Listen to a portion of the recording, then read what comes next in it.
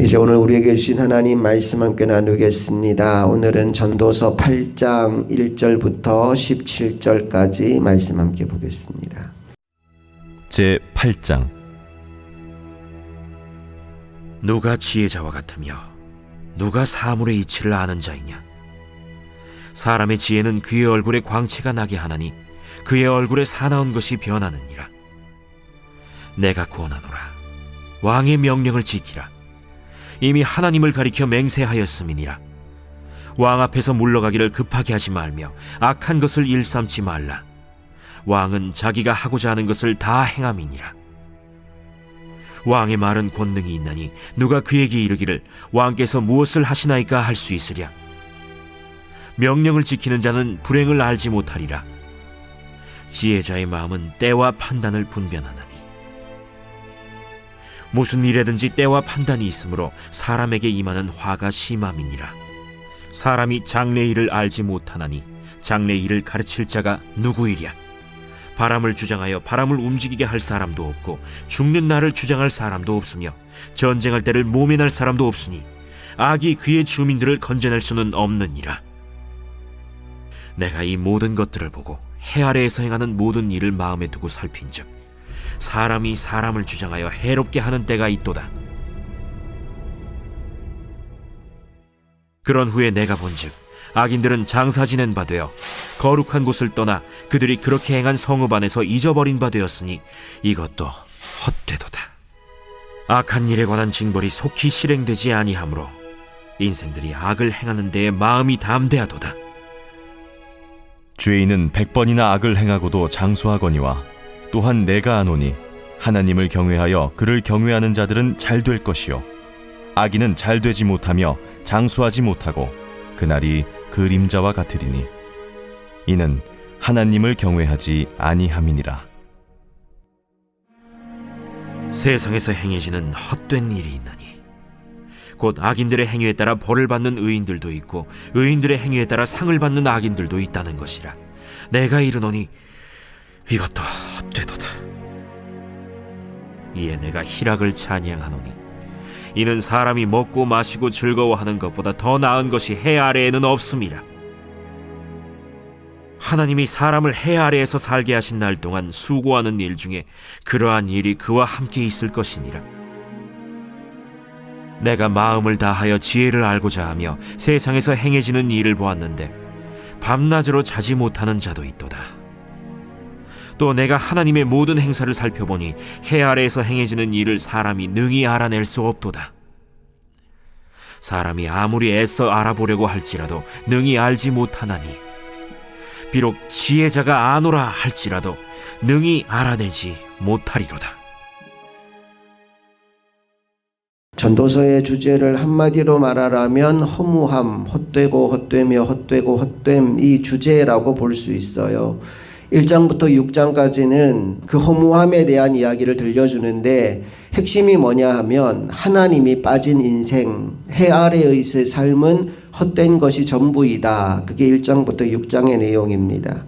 7장부터 12장까지의 내용은 그 헛됨, 그 허무함을 어떻게 우리가 극복할 수 있느냐, 허무함을 극복하는 길에 대해서 알려주는데 하나님을 경외하는 삶, 땅이 아니라 위를 바라보는 삶이 허무함을 극복하는 길이다라는 이야기를 들려줍니다. 이 새벽 기도의 자리에 나온 저와 여러분이 하나님 없는 허무한 인생이 아니라 하나님을 향한 의미 있는 인생을 살아가는 하나님의 종들이 다 될 수 있기를 간절히 소망합니다. 우리가 길을 가다가 고개를 들어보면 수많은 전선들이 보입니다. 그런데 그 중에 몇 가닥이라도 끊어지게 되면 인터넷이 마비되고 전화가 불통되고 전기가 다 나가버리죠.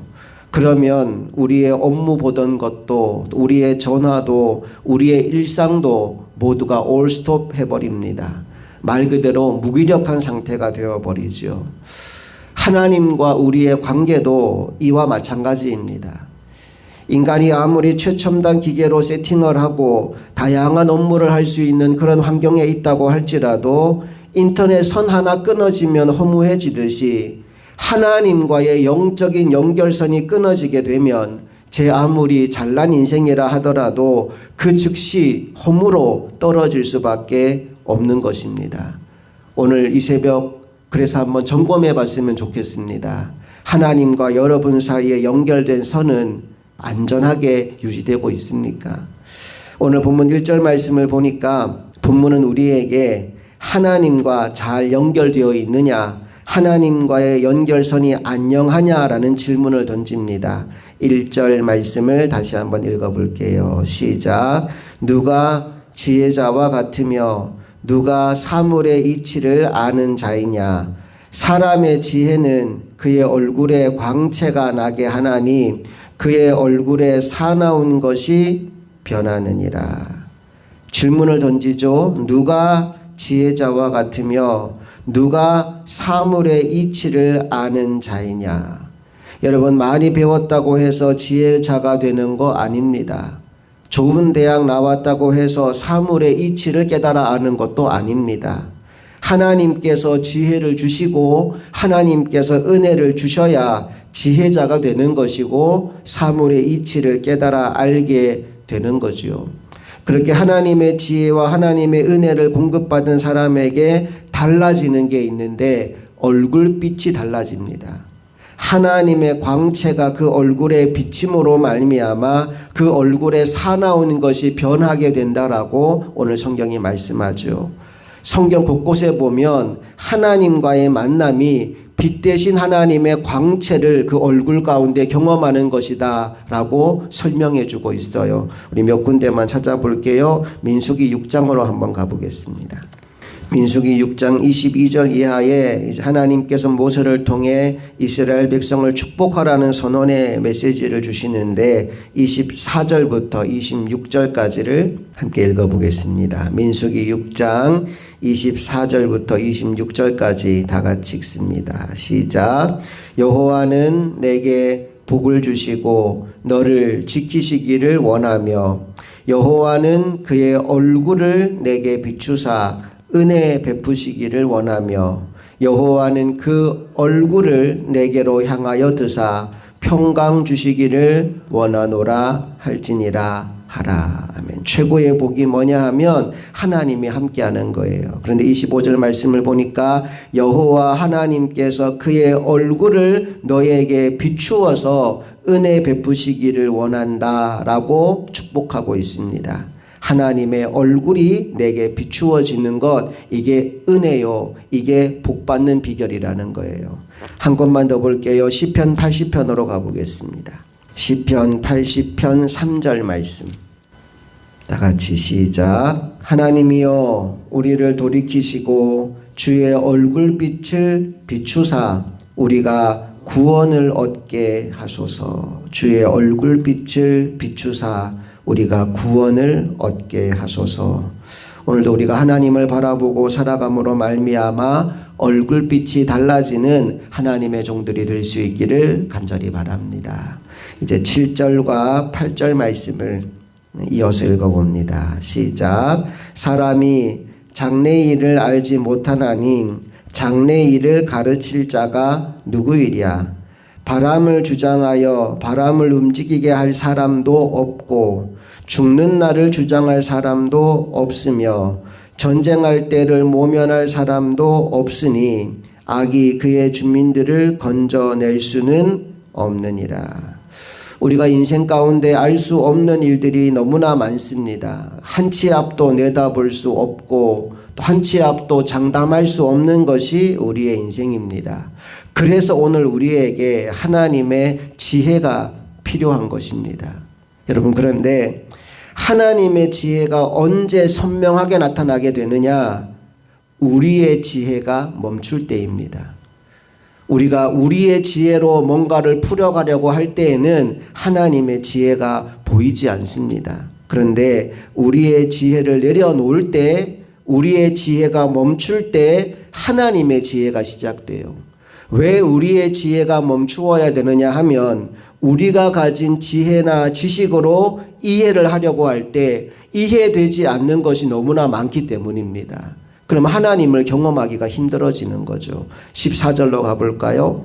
14절 시작. 세상에서 행해지는 헛된 일이 있나니 곧 악인들의 행위에 따라 벌을 받는 의인들도 있고 의인들의 행위에 따라 상을 받는 악인들도 있다는 것이라. 내가 이르노니 이것도 헛되도다. 이런 걸 보면 이해가 안 되는 겁니다.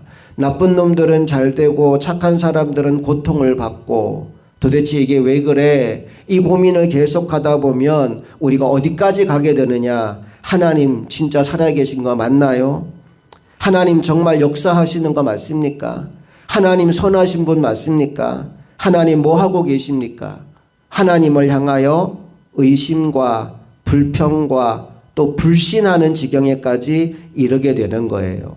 언제? 우리의 지혜와 우리의 지식으로 모든 것을 판단하려고 할 때. 17절 말씀. 결론적으로 우리에게 이런 말씀을 들려줍니다. 시작. 또 내가 하나님의 모든 행사를 살펴보니 해 아래에서 행해지는 것을 사람이 능히 알아낼 수 없도다. 사람이 아무리 애써 알아보려고 할지라도 능히 알지 못하나니 비록 지혜자가 아노라 할지라도 능히 알아내지 못하리로다. 결론은 이거예요. 전도서는 우리 모두에게 내 생각, 나의 가치, 나의 정의로 무엇인가를 보려고 한다면 이 함정에서 빠져나올 수 없다라고 말합니다.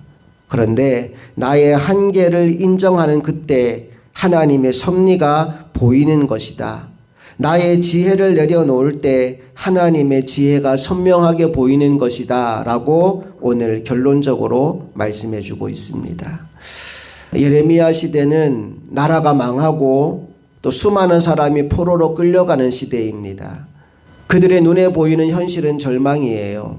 그런데 예레미야서를 통해서 하나님이 들려주는 메시지가 있는데 그게 뭐냐 하면 미래와 소망에 대한 메시지입니다. 우리 예레미야 29장 11절 말씀으로 한번 가보겠습니다. 자, 예레미야 29장의 상황은 1절 2절에 나옵니다. 어떤 상황인지 예레미야 29장 1절 2절을 같이 먼저 읽어볼게요. 시작. 선지자 예레미야가 예루살렘에서 이 같은 편지를 느부갓네살이 예루살렘에서 바벨론으로 끌고 간 포로 중 남아있는 장로들과 제사장들과 선지자들과 모든 백성에게 보냈는데 그때는 여고니아 왕과 왕후와 궁중 내시들과 유다와 예루살렘의 고관들과 기능공과 토공들이 예루살렘에서 떠난 후라. 왕도 왕후도 또 고관들과 기능공과 토공들도 다 예루살렘에서 떠나간 뒤 나라가 완전히 망해버린 것 같은 그 상황 속에서 하나님의 말씀이 예레미야에게 임한 거예요. 하나님 예레미야에게 뭐라고 말씀하셨느냐? 11절 말씀 읽어봅니다. 시작.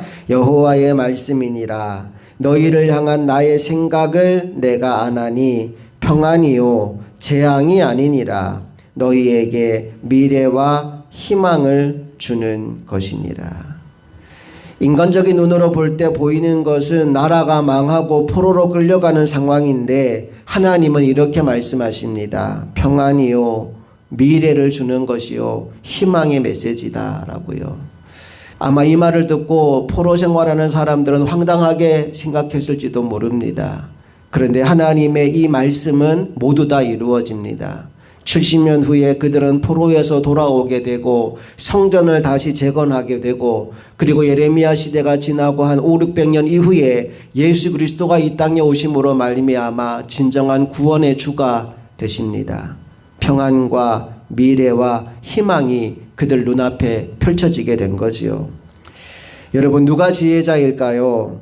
나의 지혜와 나의 지식을 신뢰하고 살아가는 사람이 아니라 하나님 말씀을 신뢰하고 하나님의 지혜와 지식을 신뢰하고 그래서 하나님의 말씀을 붙잡고 살아가는 사람이 진정한 지혜자입니다. 오늘도 우리가 이 하루를 살면서 나의 경험, 내가 이렇게 해봤는데 혹은 내가 이렇게 배웠는데 나의 지식, 내가 이렇게 알고 있는데 내가 가진 노하우 여러분, 그것에 의지하여 살아가는 사람이 아니라 하나님의 말씀을 붙잡고 사는 사람 되었으면 좋겠습니다.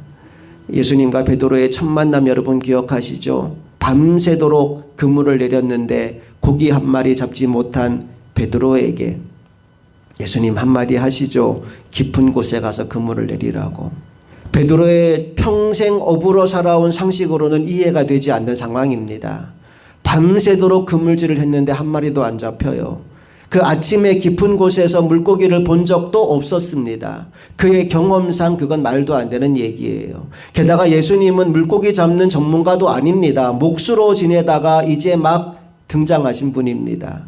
고기 잡는 법도 모르고 고기 잡아 본 적도 없어 보이는 그분이 상식과 맞지 않는 말, 깊은 곳에 가서 그물을 내리라는 말을 합니다. 그런데 베드로가 그 말씀 앞에 이런 반응을 보이죠.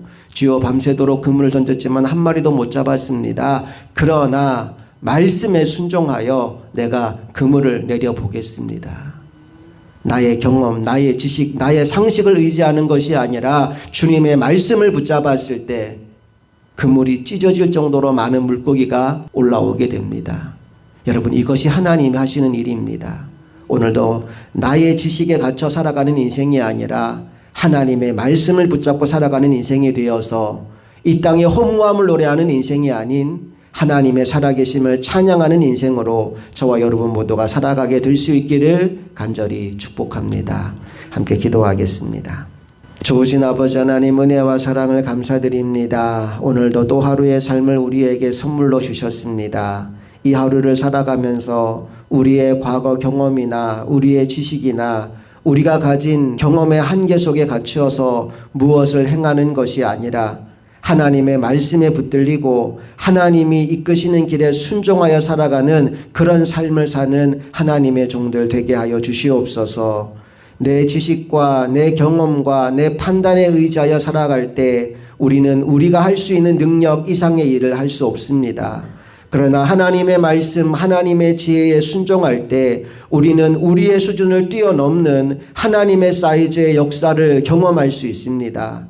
하나님의 능력을 경험하며 살아갈 수 있도록 날마다 말씀에 붙들리고 말씀의 인도를 받는 하나님의 종들 다 되게 하여 주시옵소서. 우리 주 예수 그리스도의 이름으로 간절히 기도합니다. 아멘.